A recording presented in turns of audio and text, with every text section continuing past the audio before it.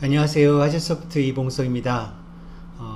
오랜만에 동영상을 또 다시 찍게 되었습니다. 그동안 조금 많이 바빴습니다. 아무래도 회사를 운영하고 있다 보니까 동영상에만 이렇게 매달려서 작업을 할 수 있는 시간이 그렇게 많지는 않더라고요.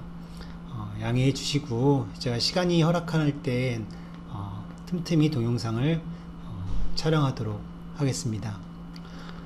몇몇 분들이 성원해주고 격려해주시는 그런 메일이나 글들을 너무나 많이 보내주셨는데요.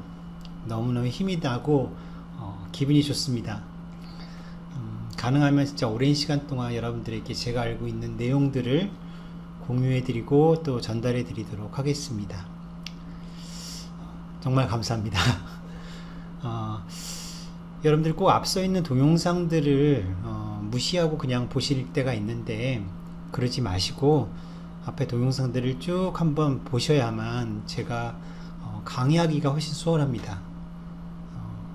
앞에 있는 부분들을 꼭 반드시 여러분들도 먼저 숙지해 주시고 그리고 강의를 들어주시면 제가 앞으로 또 더 힘을 내서 동영상을 촬영하기가 수월해질 것 같으니까 여러분들 꼭 부탁 좀 드리겠습니다.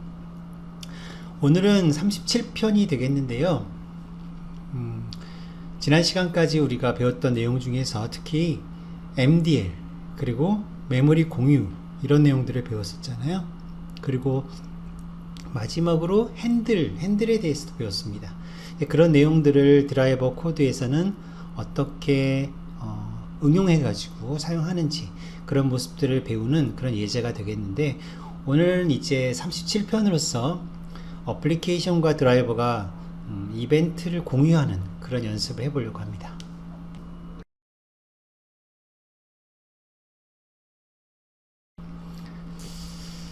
자, 보시면은 일단 37편은 이벤트 공유와 IOCTL이라는 주제로 여러분들과 이제 얘기를 해볼 텐데요.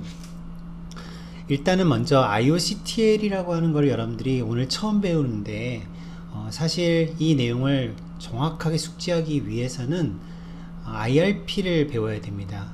그런데 이제 저와 여러분들이 거의 첫 시간쯤이었나요? 리드라이트 배울 때 그때 말고는 IRP를 다시 또 배운 적이 없기 때문에 갑자기 생소하게 느껴질 수 있을 것 같아요. 일단은 이번 시간에는 IOCTL을 이런 식으로 다룬다라는 정도만 기억을 해주시고 다음에 본격적으로 IRP를 좀 심화학습을 할 때 그때 자세하게 말씀드리도록 하겠습니다. 자, 오늘 여러분들이 배울 내용은 이벤트 공유 그리고 IOCTL입니다. 먼저 첫 번째로 어플리케이션과 드라이버가 이제 IOCTL이라고 하는 명령어를 사용해서 통신하는 그런 모습을 여러분들이 보시게 됩니다. 지금까지는 리드 또는 라이트 이렇게 두 가지의 방법으로 통신을 했었지만 이제 IOCTL을 사용하시면 훨씬 더 다양한 그런 파라미터들을 주고받을 수 있는 그런 경로가 생기는 거니까 여러분들은 이제 이것을 배워서 응용하시면 되겠죠. 그리고 두 번째로는 이제 우리가 오늘 이 시간에 해볼 실습은 그 IOCTL을 가지고 어떤 걸 공유하느냐 하면은 이벤트라고 하는 걸 공유할 거예요. 그래서 어플리케이션에서 만든 이벤트 핸들을 드라이버에게 전달하면 드라이버는 그 프로세스 공간 내에서 바로 커널 오브젝트를 참조해 가지고 그 커널 오브젝트를 가지고 드라이버는 이제 원할 때 이벤트 시그널을 하면 어플리케이션은 그 이벤트를 기다리고 있고, 이렇게 이벤트를 가지고 드라이버와 어플리케이션이 통신하는 그런 모습을 한번 연습해 보도록 하겠습니다. 먼저 IOCTL에 대한 개요만 간단하게 살펴보도록 하는데요. IOCTL이라고 하는 건 IO 컨트롤 코드라고도 불러요. IO 컨트롤 코드는 32비트로 되어 있어요. 보시는 것처럼 각각의 필드들의 의미들이 따로 정의되어 있기 때문에 여러분들은 이 값을 참고해서 필드들의 값을 참조해서 조립을 하셔야 되는데, 이렇게 조립해주는 매크로가 별도로 있기 때문에 여러분들이 큰 어려움은 없으실 거예요. 다만 이제 여기 사용하는 이 필드의 의미들을 여러분들이 기억을 해 주셔야 돼요. 그 중에서도 가장 중요한 부분이라면 펑션이라고 하는 부분, 이 부분입니다. 이 부분이 2번 비트부터 13번 비트까지 총 12비트가 되겠는데요. 이 12비트의 값을 여러분들이 정의를 해서 쓸 수가 있습니다. 그런데 이제 여기 아래에 보시면 0번부터 2047번까지는 마이크로소프트에서 예약이 되어 있습니다. 그래서 제조사에서는 2048번부터 4095번까지, 헥사론은 0x800부터 0xFFF까지만 여러분들 제조사에서 쓸 수 있는 코드이니까 그 사이에 있는 임의의 코드를 여러분들이 얼마든지 정의해서 쓰시면 될 겁니다. 나머지는 거의 다 이제 약속되어 있는 값을 쓰면 되는데, 문제는 바로 이 메소드에 있습니다. 이 메소드가 이제 좀 특별한 건데요. 먼저 그냥 이 시간에는 간단하게만 배우겠지만, 우리가 어떤 파라미터를 어플리케이션과 드라이버가 서로 교류를 할 때 문제는 버퍼라고 하는 게 있습니다. 버퍼. 그러니까 어플리케이션이 사용하는 버퍼를 드라이버에게 어떻게 전달할 것이냐라는 그런 취지에서 바로 버퍼 전략, 버퍼 전달 메소드라고 얘기할 수가 있는데요. 여기에는 보신 것처럼 모두 4가지의 전략이 존재합니다. 메소드 버퍼드, 그 다음에 메소드 인다이렉트, 아웃다이렉트, 그리고 메소드 니더라고 하는 게 있는데요. 간단하게 우리가 이 전략에 대해서 한번 살펴보고, 우리가 이 실습에서는 메소드 버퍼드를 쓰도록 할 겁니다. 그렇게 참고하시고 한번 보도록 하겠습니다. 메소드 버퍼드라는 방식은 어떤 방식이냐면, 자, 지금 보시면은 먼저 어플리케이션 쪽의 코드를 보세요. 어플리케이션 쪽에서 디바이스 IO 컨트롤이라고 하는 API 함수를 사용하고 있습니다. 그리고 이 API 함수의 특징은 버퍼가 모두 2개가 들어가는데요. 2개. 하나를 우리가 인풋 버퍼, 그러니까 들어가는 내용이 담겨져 있는 버퍼. 어플리케이션 입장에서 볼 때 들어간다, 즉 디바이스 드라이버에게 전달한다는 뜻이 되겠죠. 들어가는 방향의 버퍼, 인풋 버퍼. 그리고 이거 반대로 드라이버로부터 어떤 값을 주면 받아오겠다, 끄집어내겠다 해서 아웃풋 버퍼라고 하는 게 있습니다. 이렇게 어플리케이션은 2개의 버퍼를 줄 수가 있습니다. 물론 하나만 주셔도 상관은 없고요. 자, 인풋 버퍼, 아웃풋 버퍼 이렇게 2개를 주었을 때 이 중에서 큰 버퍼가 있겠죠. 그러니까 내가 만약에 인풋 버퍼가 더 클 수도 있고, 이 그림처럼 아웃풋 버퍼가 더 클 수도 있는 거예요.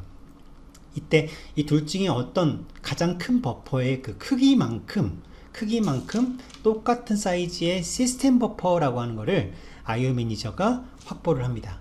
그러니까 이 버퍼, 시스템 버퍼의 크기는 인풋 버퍼와 아웃풋 버퍼 둘 중에 큰 사이즈만큼을 확보를 하고, 그런 다음에 이 시스템 버퍼라고 하는 이 메모리를 인풋 버퍼와 그리고 아웃풋 버퍼 2가지를 위해서 모두 사용하게 되는 거예요.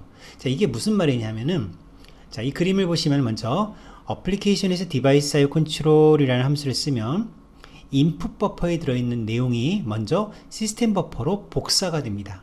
그럼 어떻게 될까요? 시스템 버퍼 전체를 다 쓰지 못하겠죠. 왜냐하면 아웃풋 버퍼 크기만큼 잡혀있기 때문에.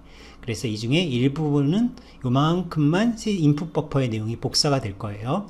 그런 상태로 드라이버에게 전달이 됩니다. 그럼 드라이버는 이제 이 시스템 버퍼를 읽어보면 어떤 내용이 들어있을까요? 바로 인풋 버퍼의 내용이 들어있겠죠. 그렇죠? 인풋 버퍼에서 전달한 그 내용이 복사됐으니까 그 내용을 그대로 읽을 수 있을 거란 말입니다.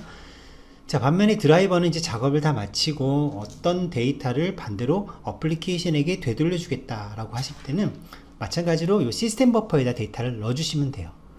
그러면 예상하듯이 이 시스템 버퍼에 들어있는 데이터가 그대로 4번 과정을 통해서 아웃풋 버퍼로 복사가 됩니다. 그러니까 결국 하나의 트릭이라고 할 수 있는 거예요. 중간에 버퍼라고 하는 걸 두고 인풋 버퍼와 아웃풋 버퍼, 사용자 프로그램에서 사용하는 2개의 버퍼에 대한 버퍼링을 하는 그런 시스템 버퍼를 별도로 만들어서 운용하는 전략, 이것을 우리가 메소드 버퍼드라고 합니다. 우리가 한번 생각해 봐야 될 부분은, 그렇다면은 왜 이런 전략이 나왔을까라는 거죠. 사용자 어플리케이션에서 쓰는 유저 버퍼, 즉 인풋 버퍼와 아웃풋 버퍼는 응용 프로그램 버퍼라고 볼 수 있는데, 응용 프로그램 버퍼는 결국 프로세스의 의존적인 버퍼잖아요. 그렇죠? 따라서 만약에 이 프로세스가 아닌 다른 프로세스의 스레드가 현재 CPU를 쓰고 있다고 하면 당연한 얘기지만 그 당시엔 바로 이 어플리케이션의 버퍼는 보이지 않겠죠.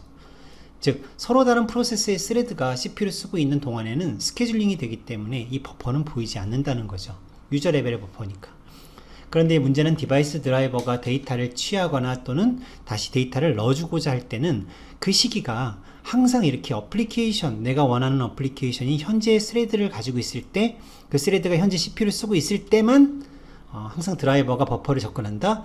그렇지는 않거든요.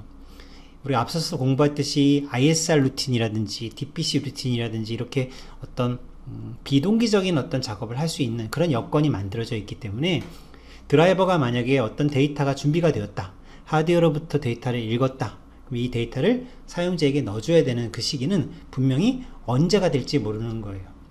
그러다 보니까 드라이버에서는 직접 사용자 버퍼에 접근하는 게 용이하지 않다는 얘기가 되는 거죠. 그래서 결국은 드라이버는 사용자 버퍼를 접근하는 대신에 시스템 버퍼만 접근하는 겁니다. 시스템 버퍼를 접근해서 거기다 데이터를 넣어주면 시스템 버퍼는 프로세스 비의존적인 버퍼이기 때문에 현재 어떤 스레드가 돌고 있더라 하더라도 커널 레벨에서 사용하는 주소이다 보니까 항상 보이는 그런 공간이잖아요. 그래서 이곳에다 데이터를 넣어주게 되는 겁니다. 그러면 이제 최종적으로 바로 4번 과정처럼 IO 매니저가 알아서 복사하는 작업을 해주기 때문에 훨씬 드라이버 입장에서는 수월한 그런 버퍼 조작이라고 할 수가 있겠죠.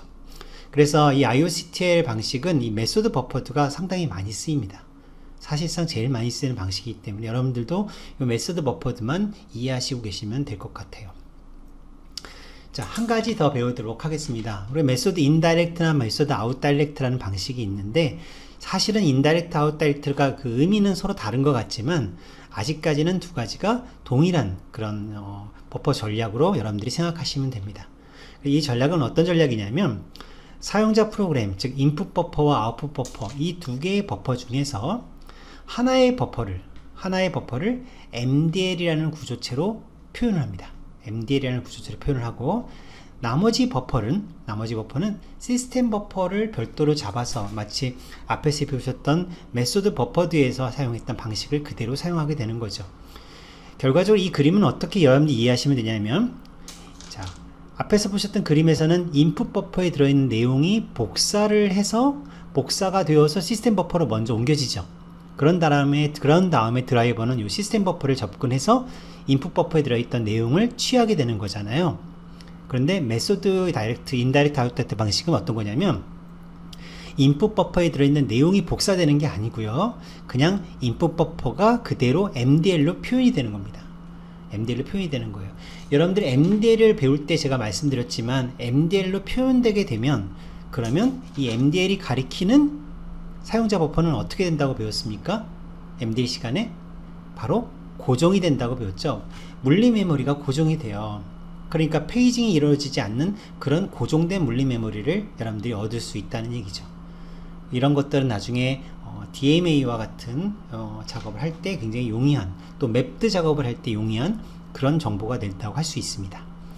반면에 이제 데이터를 넣어줄 때, 즉 드라이버가 데이터를 넣어줄 때는, 어플리케이션을 돌려줄 때는 앞에서 배우셨던 메소드 버퍼드 방식과 동일하게 시스템 버퍼를 두고 데이터를 기록해주면 운영체제, 즉 IO 매니저가 시스템 버퍼에 들어있는 내용을 아웃풋 버퍼로 복사해주게 되는 겁니다.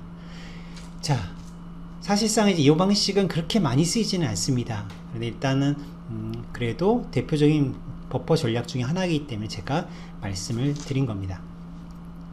자, 그럼 이제 우리가 IOCTL을 통해서 파라미터를 주고받는 작업은 대강 어떻게 하는지 알았단 말이에요. 그러면 이제 우리가 지난 시간에 배웠던 내용을 잠깐 다시 한번 리뷰를 하고 바로 실습을 해보도록 할 텐데요. 이 부분은 이제 연대기 36편에서 다 배웠던 내용입니다. OB Reference Object by Handle이라는 커널 레벨의 함수가 있었죠. 이 함수는 어떤 함수였습니까? 핸들을 파라미터로 넣어주면 그 핸들에 대응되는 커널 오브젝트를 참조하게 되는, 레퍼런스가 되는 그런 함수라고 할 수 있었죠. 중요한 거는 이 핸들을 여러분들이 넣어줄 때 그 당시에 프로세스가 반드시 나의 프로세스, 즉 타겟 프로세스가 돼야 된다는 거예요. 그렇죠? 왜냐하면 커널 오브젝트는 타겟 프로세스 내에 있는 핸들 테이블을 통해서 참조된다 라는 말씀을 드렸기 때문이죠. 자, 그럼 이렇게 해서 여러분들이 오브젝트를 취하게 되면 이제 드라이버는 그 오브젝트를 원하는 데서 아무데나 쓸 수가 있는 그런 커널 오브젝트다 보니까 아무 데서나 문맥에서나 쓸 수 있는 그런 객체가 된다는 것이고, 반드시 여러분들이 사용이 끝나고 나면 어떻게 해야 된다? 디레퍼런스 작업을 해야 된다. 왜냐하면 이 함수가 OB Reference Object by Handle이기 때문에 한번 참조 횟수를 증가시켜주는, 오브젝트에 대한 참조수를 증가시켜주는 작업을 하기 때문에 반드시 사용이 끝나면 디레퍼런스 오브젝트를 해주셔야 된다는 것만 꼭 기억하시라고 말씀드렸습니다. 그 다음 우리가 이런 내용도 배웠었죠. 뭐 파일 핸들은 만약 레퍼런스를 하게 되면 파일 오브젝트, 이벤트 핸들은 K 이벤트, 세마포는 K 세마포, 프로세스 E 프로세스, 그리고 스레드는 E 스레드와 같은 이런 커널 오브젝트로 참조가 된다라는 말씀을 드렸습니다. 그러다 보니까 어플리케이션과 드라이버가 같은 자료형을 자료 구조인 커널 오브젝트를 공유할 수가 있는데, 예를 들어서 어플리케이션에서 wait for single object라는 API 함수를 쓰면서 이벤트 핸들을 기다린다고 하면 그 이벤트 핸들에 대응되는 커널 오브젝트, 즉 K 이벤트라는 이 구조체의 주소를 여러분들이 취할 수만 있다면 얼마든지 드라이버 레벨에서는 이렇게 K set event라는 함수를 통해서 이벤트 시그널 하는 작업을 하실 수 있다는 얘기입니다. 그래서 우리가 이번 실습에서는 이 부분을 한번 연습해 보도록 하겠습니다. 자, 그럼 이제 지금부터 실습을 잠깐 하면서 소스 설명을 드리도록 하겠습니다. 먼저 샘플 소스를 열어보도록 하겠습니다. 여러분들 공유 사이트를 통해서 다운받으시면 37번 예제가 바로 오늘 실습하는 예제인데요. 어플리케이션부터 잠깐 보도록 하겠습니다. 자, 어플리케이션 코드는 어떤 게 좀 달라졌느냐 하면 IOCTL이라고 하는 명령어가 정의가 된 부분이 보이죠? IOCTL. 그래서 이렇게 IOCTL 샘플 쉐어 이벤트라는 이름을 제가 임의로 준 겁니다. 그렇죠? 이름을 임의로 주었습니다. 디파인을 했죠? 이때 사용한 매크로가 바로 CTL 코드라는 매크로고요. 그리고 보통은 이 뒤에 있는 부분을 그대로 사용하시면 됩니다. 그대로 사용하시면 되는데 중요한 거 두 가지. 바로 여기 컨트롤 코드를 여러분들이 헥사로 800번부터 여러분들이 마음대로 정의해 쓰시면 된다라고 말씀드렸죠. 그 다음에 메소드 버퍼드, 이게 바로 버퍼 전략이 되는 겁니다. 그래서 이 부분을 여러분들이 신경 써서 컨트롤 코드를 정의해서 쓰시면 되겠고요. 자, 어플리케이션 쪽 코드를 한번 맞아보도록 하죠. 자, 이번에 실습하시는 예제는 메모리 맵도와 같은 그런 예제가 아니기 때문에 샘플을 간단하게 구현하고자 기존에 사용하셨던 그런 메모리 맵도 쪽 코드는 다 제거를 했습니다. 그래서 이 코드는 어떻게 돌아가나 한번 보겠습니다. 자, 먼저 create 파일을 통해서 접근할 핸들을 구하게 되겠죠. 그렇죠? 그 다음에 이벤트를 만들었습니다. 자, 이 이벤트를 생성을 해야 되겠죠. 그래야 드라이버에게 전달을 할 수 있으니까. 자, 이벤트가 생성이 제대로 되었다면 디바이스 IO 컨트롤이라는 함수를 통해서 이 IOCTL 명령어 코드, 즉 요 앞에서 보셨던 요 명령 코드를 전달합니다. 그런 다음에 input 버퍼 크기, output 버퍼, 그리고 output 버퍼 크기인데요. 지금 저희는 뭘 받을 필요는 없기 때문에 output 버퍼 쪽에는 특별히 명시하지 않았습니다.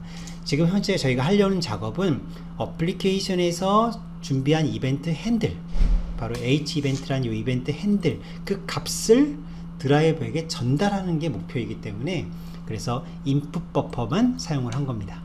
그리고 잘 보세요. 어떻게 했습니까? 바로 주소를 넣었죠? 이벤트 핸들의 주소입니다. 왜 그렇습니까? 이 버퍼 안에 핸들이 들어있는 거잖아요. 그러니까 당연히 버퍼의 주소를 input 파라미터를 넣어줘야 되겠죠. 여러분들이 이거 조심하셔야 됩니다. 여기를 H 이벤트라고 해서 이렇게 쓰시는 분이 계세요. 이거 잘못된 전달입니다. 그렇죠? 이건 이벤트 핸들을 넘겨주겠다는 의도인 것처럼 보이지만 사실은 여기는 핸들, 내가 넘겨주려고 하는 그 값이 만약에 이 핸들이다 그러면 그 핸들을 담고 있는 버퍼의 주소를 넘겨줘야 된다는 거예요. 아셨죠? 이게 되게 중요한 거니까 잊어버리시면 안 되고요. 그리고 이 버퍼의 크기가 핸들이라고 하는 이 구조체 사이즈다 라는 것을 같이 알려주셔야 되겠죠.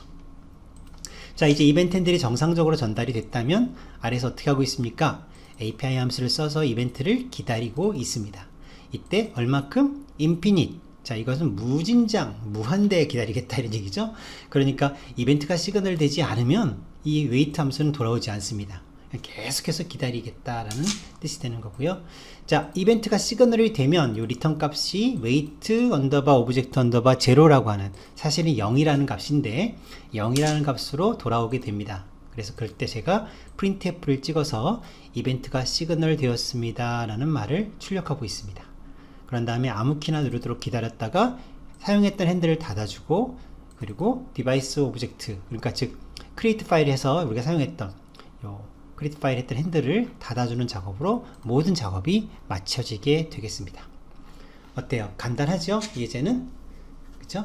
자, 어플리케이션이 이렇게 됩니다. 그래서 결국 우리가 생각해 볼 때는 응용 프로그램에서는 이렇게 이벤트 핸들을 드라이버에게 넘겨주고 그 이벤트 핸들이 기다리는구나, 그런 예제를 작성했구나 라고 여러분들이 이해하실 수가 있을 거고요. 드라이버 쪽에서는 이제 제가 10초 타이머를 구동시킬 거예요. 10초 타이머. 그래서 그 10초 타이머가 딱 타임아웃이 되면 그때 이벤트 핸들을 시그널 하도록 그렇게 코딩을 할 겁니다. 아셨죠? 10초 타이머를 구동하고 실제로 10초 타이머가 시그널 딱 되면 돌아오게 하겠다, 이제 그런 의도니까 여러분들이 꼭 기억을 하시고요.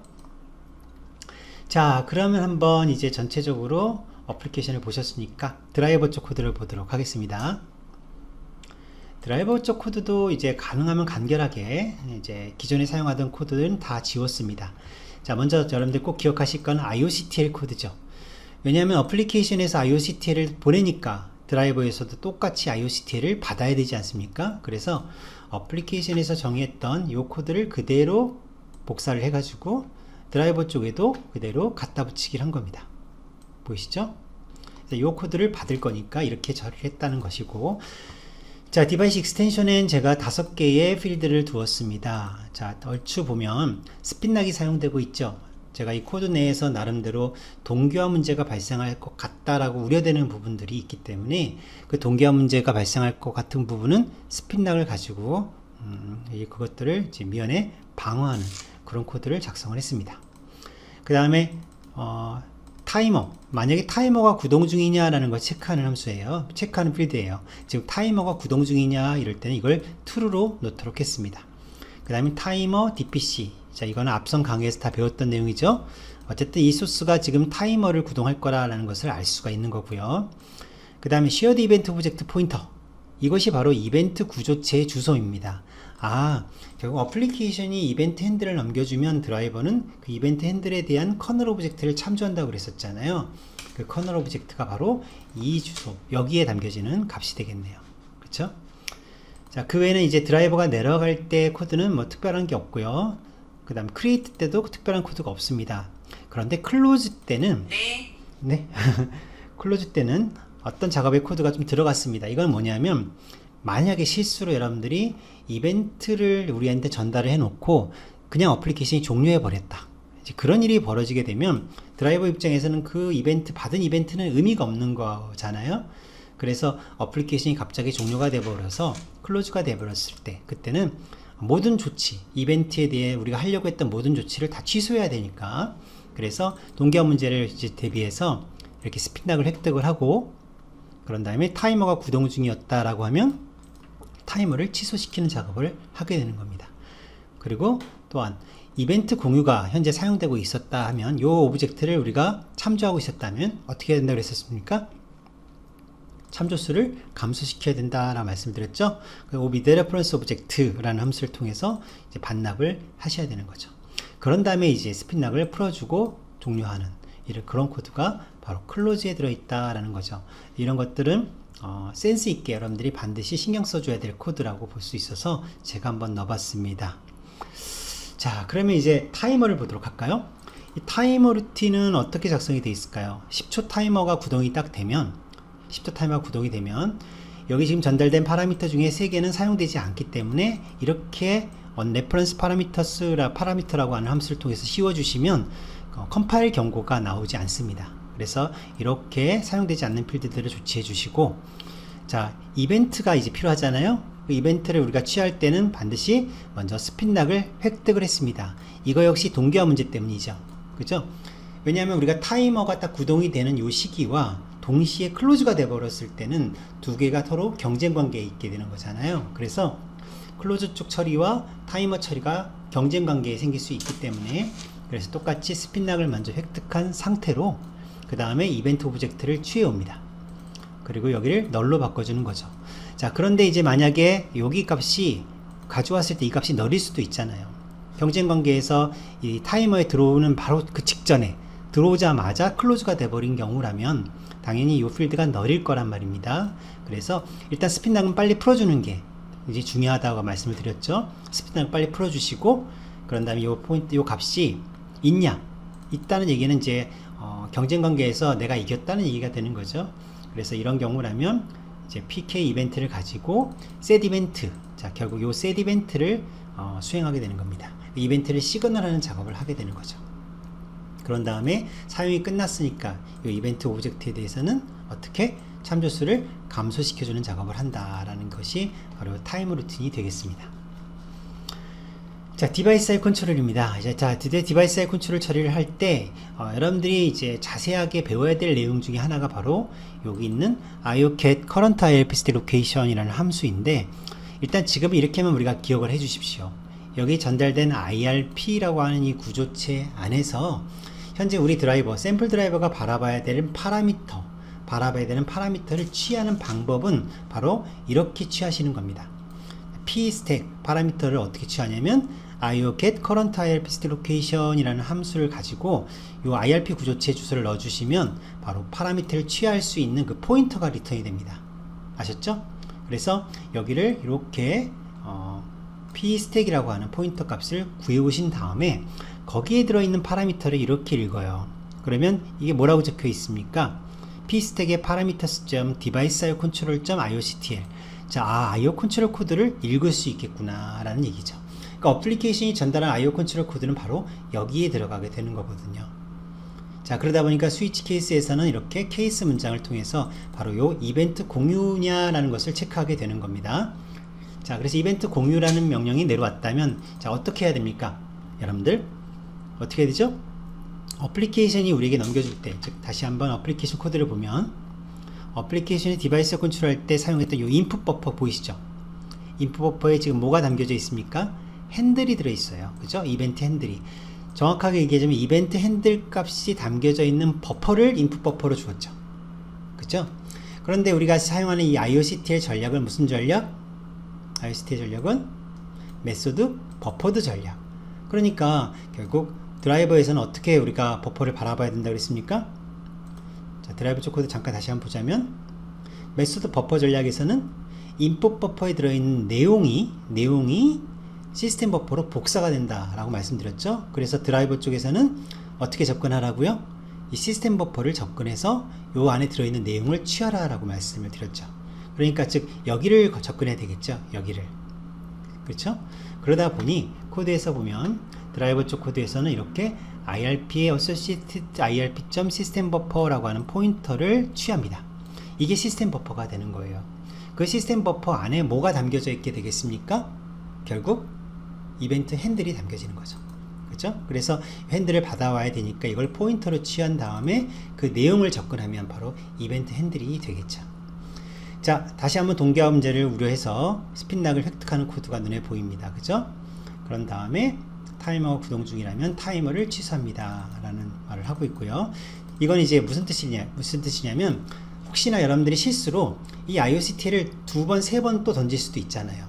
한 번만 던져야 되는데 또 IOCTL 던지고 또 IOCTL 던지고 이렇게 여러 번 던지는 경우가 혹시라도 있다면 어떻게 조치하겠다는 얘기냐면, 그러면 먼저 타이머가 구동 중일 때는 타이머 취소를 하겠다는 얘기예요. 그리고 그 전에 사용하던 공유 이벤트가 있으면 반납을 하겠다는 겁니다. 아셨죠? 그러니까 이것도 나름 어떤 그 센스 있는 코드라고 할 수 있겠죠. 세련된 코드. 없어도 동작에는 문제가 되지 않지만 사용자가 실수로 IOCTL을 계속해서 던지는 경우가 있다면 그때를 미연에 방지하고자 이런 코드를 이제 심어 넣는 거죠. 자, 이런 작업들이 되고 나면 스핀락은 빨리 풀어주시고 그런 다음에 드디어 나왔습니다. OB Reference Object by Handle. 즉 이벤트 핸들로 전달됐던 요 포인터 안에 담겨져 있는 내용, 그러니까 P 유저 이벤트 핸들은 바로 여기서 받아온 거죠. 여기, 그쵸? 요거의 내용, 여기 이벤트 핸들 값을 넣어주고, 나머지는 잘 모르겠다 그러면 그냥 널, 0, 널 이렇게 주시면 돼요. 그리고 커널 모드라고 하시고 마지막 여기다가만 주소를 주시는데, 이게 바로 어떤 주소? 참조되는 커널 오브젝트가 담길 주소가 되는 겁니다. 그래서 결국 이 이벤트 핸들에 대응되는 커널 오브젝트의 주소가 참조가 되어서 이곳에 담겨지게 되는 거예요. 따라서 이제 이 작업이 성공을 했다면 이제 드라이버는 이벤트 오브젝트를 얻을 수 있다는 얘기죠. 그렇죠? 그러면 이제 남은 작업은 타이머를 구동을 시켜줘야 되니까 타이머 객체와 DPC 객체를 이렇게 초기화를 시켜주시고, 타임아웃 값은 얼마로? 여러분들 10초로 주겠다 그러면 이런 식으로 10초 설정을 해주시게 되는 겁니다. 그럼 10초 타이머가 이제 구동이 된 거죠. 그래서 자, B is timer on 이라고 하는 필드를 true로 바꿔줬다라는 얘기입니다. 자, 여기까지가 바로 디바이스의 컨트롤이 되겠어요.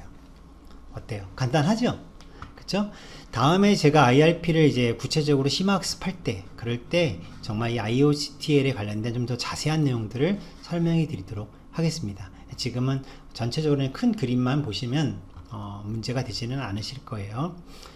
자, 마지막으로 이제 드라이버 엔트리 쪽 코드를 보는데요. 드라이버 엔트리 코드에서는 자, 이전에 있던 create close는 당연히 지원이 돼야 되고, 별도로 무엇이 추가됐냐면 바로 IRP major device control이라고 하는 메이저 펑션이 추가가 됐습니다. 그래서 이 작업은 결국 어플리케이션으로부터 전달하는 IOCTL 코드를 받기 위해서 여러분들이 꼭 반드시 이런 메이저 펑션을 값을 메이저 펑션 값에 대응되는 요 루틴을, 콜백 루틴을 등록을 하셔야 된다는 거, 이거 굉장히 중요한 얘기가 되겠습니다. 자, 나머지는 그대로 두시면 되겠습니다. 자, 여기에서 지금 이 소스를 보시니까 한 가지 중요한 거 하나가 누락된 것 같습니다. 보니까 뭐냐면 스핀락에 대해서 계속 쓰는 문장은 있는데 초기화하는 문장이 없어요. 초기화하는 문장이. 그래서 제가 드라이버 쪽 코드에다가 초기화하는 문장을 한번 넣어보도록 하겠습니다. 자, 드라이버 엔트리에서 우리가 이 디바이스 익스텐션, 자, 디바이스 익스텐션 이거죠? 요거를 이렇게 익스텐션을 준비를 하고요. 앞선 동영상, 앞선 실습에서 다 해봤던 내용이기 때문에 크게 어려운 내용은 아니에요. 제가 드라이브 엔트리에서 스핀락을 초기화하겠다 이런 얘기입니다. 그래서 여기서는 아래로 내려와서 자, 디바이스 오브젝트를 생성하고 나서 이 디바이스 오브젝트에 담겨져 있는 디바이스 익스텐션 요거를 가져오죠. 요거를 이렇게 가져와 가지고 초기화를 해줘야 되겠습니다. 자, 제가 지금 초기화를 하고자 하는 거는 뭐냐면 바로 여기 있는 스핀락입니다. 그러면 스핀락을 초기화하기 위해서 사용하는 함수 있었죠? k initialize spin락 이라는 함수를 쓰시면 되는 거고요.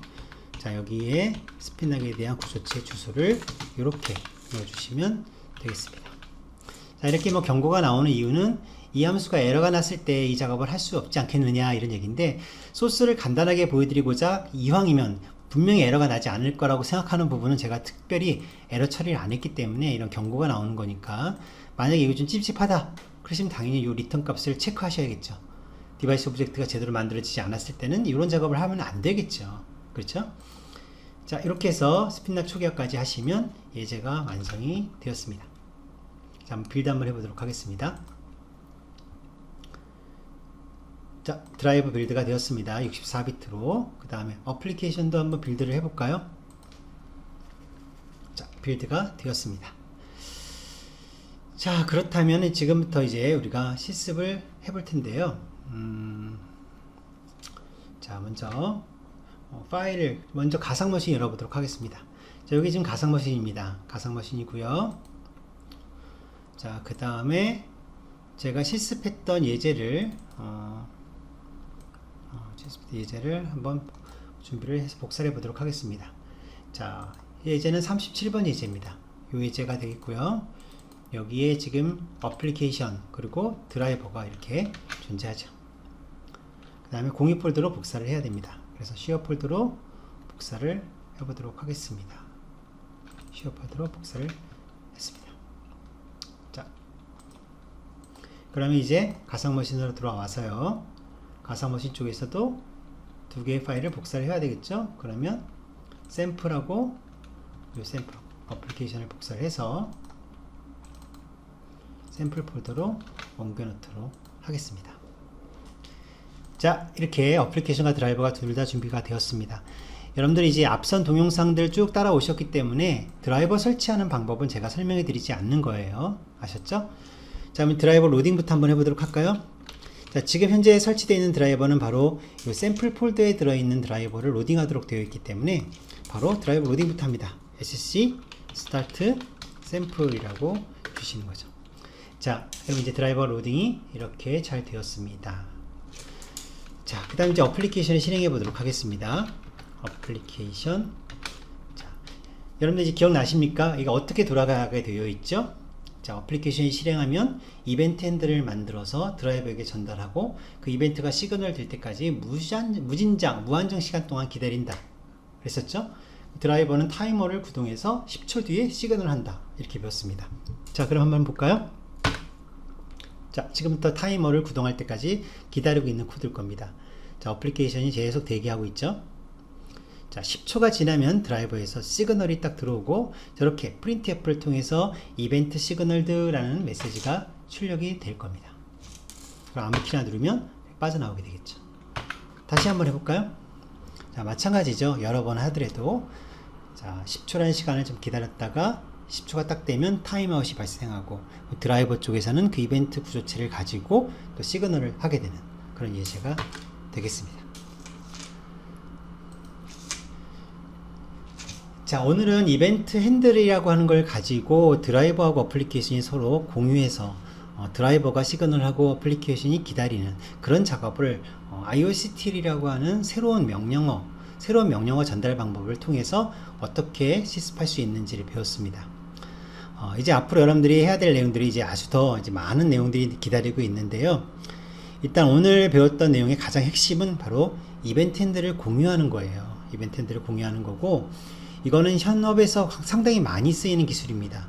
드라이버가 어플리케이션에게 빠른 시간 안에 어떤 메시지를 보낼 수 있는 가장 효과적인 방법이 오늘 배우셨던 이 이벤트 핸들을 가지고 시그널하는 방식이기 때문에 현 시점에서 아주 많이 사용되는 방식이니까 꼭 여러분들이 본인의 걸로 소화를 하셔야 될 것 같습니다. 다음에 또 다른 내용으로 여러분들 찾아뵙도록 하겠습니다. 감사했습니다.